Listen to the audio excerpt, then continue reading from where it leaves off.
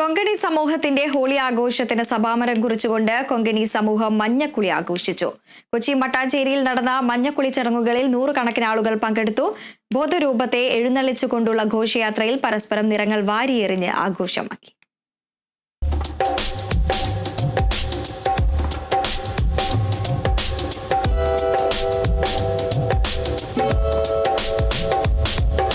മട്ടാഞ്ചേരിയിലെ ചെറളായി, അമരാവതി ദേശങ്ങളിൽ നടന്ന മഞ്ഞക്കുളി ആഘോഷത്തിൽ നൂറുകണക്കിന് ആളുകളാണ് പങ്കെടുത്തത്. ഞായറാഴ്ച രാവിലെ മുതൽ ദേശത്ത് വിവിധ സ്ഥലങ്ങളിൽ സ്ഥാപിച്ച കാമദേവ രൂപസങ്കല്പമായ ബോധനെ വാദ്യമേളങ്ങളോടെ എഴുന്നള്ളിച്ച് അഗ്നിക്കിരയാക്കി. ഇതോടെ 2 ആഴ്ച നീണ്ടുനിന്ന ഹോളി ആഘോഷത്തിന് സമാപനമായി. തുടർന്ന് ആഘോഷങ്ങളുടെ പ്രധാനപ്പെട്ട ചടങ്ങായ മഞ്ഞക്കുളി നടന്നു. ഹോളിക എന്ന, അതായത് ഭക്തപ്രഹ്ലാദൻ്റെ പിതൃ സഹോദരിയായ ഹോളികയുടെ ദഹനത്തെക്കുറിച്ച് അത് പരാമർശിക്കുന്ന അതാണ് ഈ ഹോളിയായി പിൽക്കാലത്ത് ആഘോഷിക്കുന്നത്.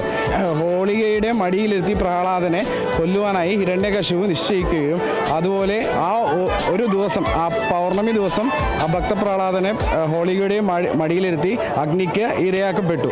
പക്ഷേ ഭക്തപ്രഹ്ലാദൻ്റെ വിഷ്ണുവിനുള്ള ആരാധനയും നാമജപവും മൂലം ഹോളികയുടെ ശരീരം അഗ്നിയിൽ ദഹിക്കപ്പെടുകയും അതിൻ്റെ ആഘോഷങ്ങളുടെ ഭാഗമായി വർണ്ണങ്ങൾ വാരി വിതറി അടുത്ത ദിവസം ഹോളിയായി ആഘോഷിക്കപ്പെട്ടു.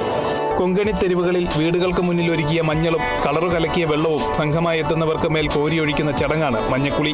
പുരുഷാരങ്ങൾ ക്ഷേത്രകുളത്തിലെത്തി കുളിക്കുന്നതോടെ മഞ്ഞക്കുളി ആഘോഷം സമാപിച്ചു. മട്ടാഞ്ചേരിയിലെ വിവിധ കേന്ദ്രങ്ങളിലായി നടന്ന ചടങ്ങുകളിൽ ഇതര സംസ്ഥാനങ്ങളിൽ നിന്നടക്കമുള്ള ആയിരക്കണക്കിന് ആളുകളാണ് പങ്കെടുത്തത്.